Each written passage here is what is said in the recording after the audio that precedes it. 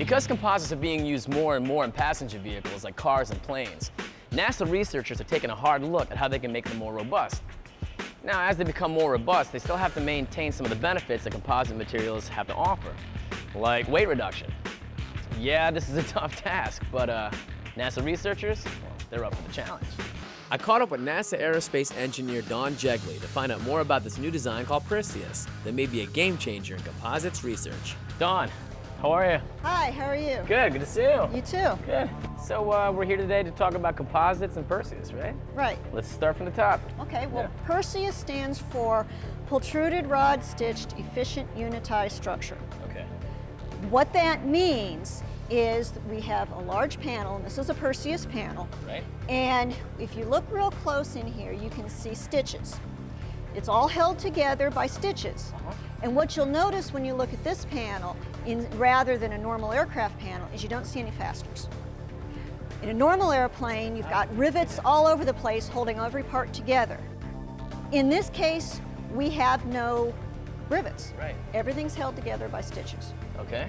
Now, composite materials have been around for a long time. We at NASA have been working with them for 40 years.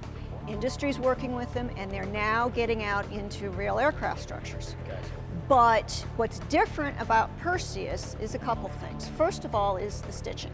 Composite materials, composite structures are put together using layers of graphite epoxy or carbon epoxy materials that's all built up into whatever configuration you're looking for.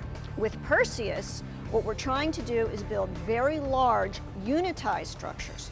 So we can get away from all those fasteners by putting in the stitches and by making very large parts.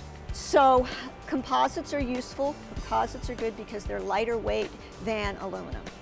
With lightweight structure, you can cut down on your fuel costs.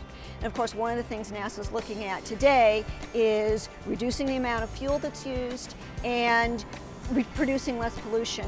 So we're looking at the next fleet of aircraft would be lighter and more fuel efficient. What are you doing with this piece? Okay, this panel was fabricated by Boeing. We're going to do the testing here, and what we're going to do with it is we're going to put it in this test machine, so we're going to slide it back. Right. We're going to take the platen here, raise it up, put the panel underneath it, and then position the platen so that it's just at the top of the panel. Okay. Now, this machine can apply up to 1,000,000 pounds of loading.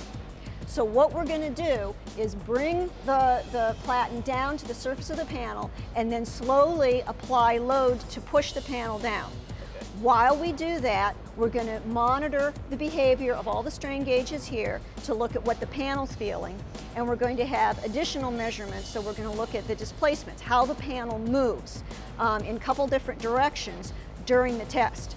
So what we're going to try to find out is how the panel behaves while we're pushing down on it, and then we're going to take it to failure.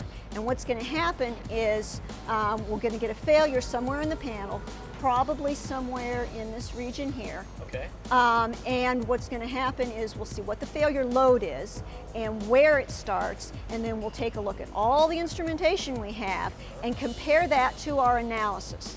Because right now we have an analysis of the panel, but the reason that we have to do the testing is we have to make sure our analysis is right. And because composites are a lot newer than aluminum, and particularly Prseus doesn't have that much of a database to draw from, we have to do a lot of testing to make sure we really understand the behavior. Because you wouldn't want to put this kind of structure on a real airplane unless you can predict its behavior. And that's what NASA's been trying to do with Boeing, is develop the technology to really understand that behavior so we can predict it. Well, good luck on the test. Thank you very much. Yeah, definitely, and we hope to see this on a future airplane. So do I. Right on.